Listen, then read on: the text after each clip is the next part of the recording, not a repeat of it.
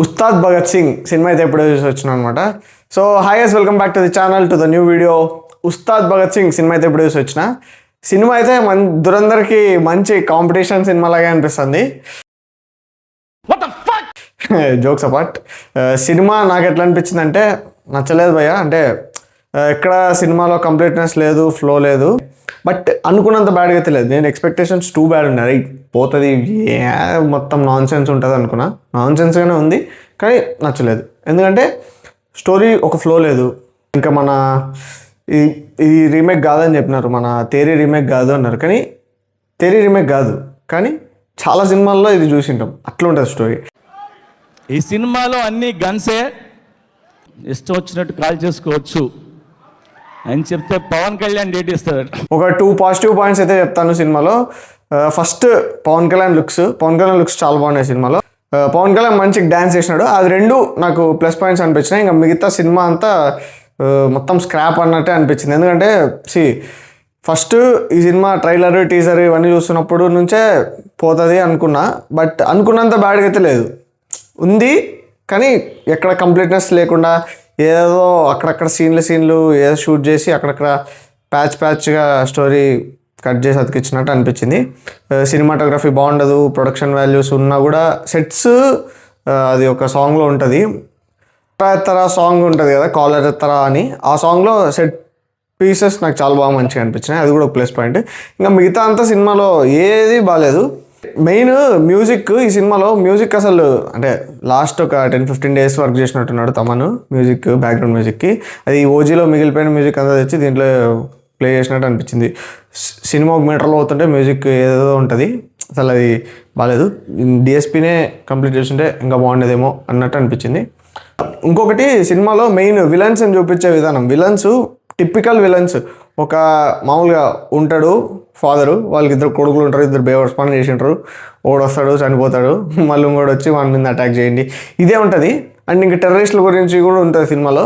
అసలు అంత డంబుగా టెర్రరిస్టులు ఉంటారా అంటే, వాళ్ళు కూడా ఉంటారు కదా అట్లీస్ట్ బ్రెయిన్ అన్న, వచ్చి ఇంత రోడ్లో విచ్చలవిడి తిరుగుతుంటారు. ఎంత కామెడీ ఉందంటే అంత కామెడీ ఉంది. సో అందుకే చెప్పిన దురందర్కి మంచి కాంపిటీషన్ అని. సో అదనమాట. ఇంకా సినిమాలో ఇంక ఎడిటింగ్ కూడా సరిగ్గా ఉండదు. మెయిన్ డబ్బింగ్ అక్కడ యాక్షన్ చేసినప్పుడు ఒకటి ఉంటుంది, తర్వాత డైలాగ్స్ ఏవో ఉంటాయి, పంచులు ప్రాసలు ఇవి ఎక్కువ ఉంటాయి. అది కొంచెం నాకు ఇరిటేటింగ్ అని అనిపించింది. ఇంకా సెకండ్ హాఫ్లో కొన్ని నాస్టాలజిక్ మూమెంట్స్ అయితే నాకు మంచిగా అనిపించింది. ఒక సాంగ్ ఉంటుంది సర్ప్రైజింగ్, అది ఫ్యాన్స్ మంచిగా ఎంజాయ్ చేస్తారు. జస్ట్ ఇట్లా పవన్ కళ్యాణ్ నడుచుకుంటూ వస్తే చాలు మంచిగా ఎంజాయ్ చేస్తారు అన్నట్టు ఉంటుంది కదా. సో అట్లా అనిపించింది. కానీ ఆ సినిమాకి సంబంధం లేదు, అంటే సినిమాతో బ్లెండ్ కాదు, బట్ చూడ్డానికి మంచిగా అనిపిస్తుంది అది ఒక సాంగ్. ఇంకొకటి నా ఫేవరెట్ సాంగ్ కూడా దీంట్లో మంచిగా రీమేక్ చేసినాడు, తమనే చేసినాడేమో, మేబీ ఐ డోంట్ నో. తరలి రాధా తనే వసంతం అని ఒక సాంగ్ ఉంటుంది. అది ఒక బిట్ ఉంటుంది జస్ట్, అది కొంచెం మంచిగా అనిపించింది. కానీ that doesn't fit in to the cinema అన్నట్టు అనిపించింది. సో ఇంకా హీరోయిన్స్ ఇద్దరు ఈ సినిమాలో. శ్రీలీల గారికి కొంచెం అట్లీస్ట్ క్యారెక్టర్ ఉంది. రాశికన్నా అయితే అసలు ఎందుకుందో అసలు ఆమె ఇంటర్వ్యూలో కూడా చెప్పింది కదా, లైక్ జస్ట్ నాకు స్క్రిప్ట్ కూడా చెప్పలేదు, పవన్ కళ్యాణ్ గారి సినిమా టైం లేదు షూట్ చేయాలి అని.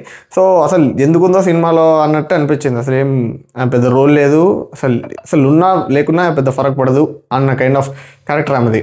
సో అదనమాట. ఇంకా నెక్స్ట్ క్యారెక్టర్ ఆర్టిస్టులు అంతా వేస్టే, ఓన్లీ పవన్ కళ్యాణ్ ఇదే ఉంటుంది.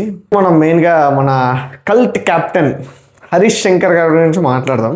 ఈయన సినిమాలతో అసలు ప్రాబ్లం ఏంటంటే, ఈయన అప్డేట్ గారు, అప్పుడు తీశారు ఇప్పుడు తీశారు చూస్తున్నారు కదా, మీకేం ప్రాబ్లం ఎందుకు? లాస్ట్ సినిమా మిస్టర్ బచ్చన్లో కూడా సాంగ్స్ ఏవైతే ఉన్నాయో పాత సినిమాల్లో పాటలు తీసుకొచ్చి పెడతా ఉంటారు, అది ఎందుకో నాకు అర్థం కాదు. ఈ సినిమాలో నాకు అది మంచిగా అనిపించింది ఒక చోట, నా ఫేవరెట్ సాంగ్ కాబట్టి. నేను ఇంకోటి చెప్దాం అనుకున్నా, ఈ సనాతన ధర్మం దీని నుంచి బయటకు వస్తే కొంచెం పవన్ కళ్యాణ్ గారు సినిమాలు అది వేరే తీస్తే బాగుంటుంది అన్నట్టు అనిపించింది. సో అది గైస్ సినిమా ఉస్తాద్ భగత్ సింగ్ చూసిన తర్వాత నాకు అనిపించింది. సో మీకు ఏమనిపిస్తుందో కింద కామెంట్స్లో చెప్పండి సినిమా చూస్తుంటే. సో ఫ్యాన్స్కి అయితే ఒక మంచి స్టఫే ఉంటుంది, ఒక నాస్టాలజిక్ రిలీజ్ కైండ్ ఆఫ్ అట్లా. సో అదనమాట. సో మీకు ఏమైనా వచ్చిందో కామెంట్స్లో చెప్పండి చూస్తుంటే. ఈ వీడియో నచ్చితే లైక్ చేయండి, షేర్ చేయండి. ఇంకొక ఛానల్ కూడా పెట్టిన హ్యాంగ్ ఓవర్ టాక్స్ అని, దానికి ఇది కొలాబరేట్ కుదిరితే పెడతాను, సో చూడండి.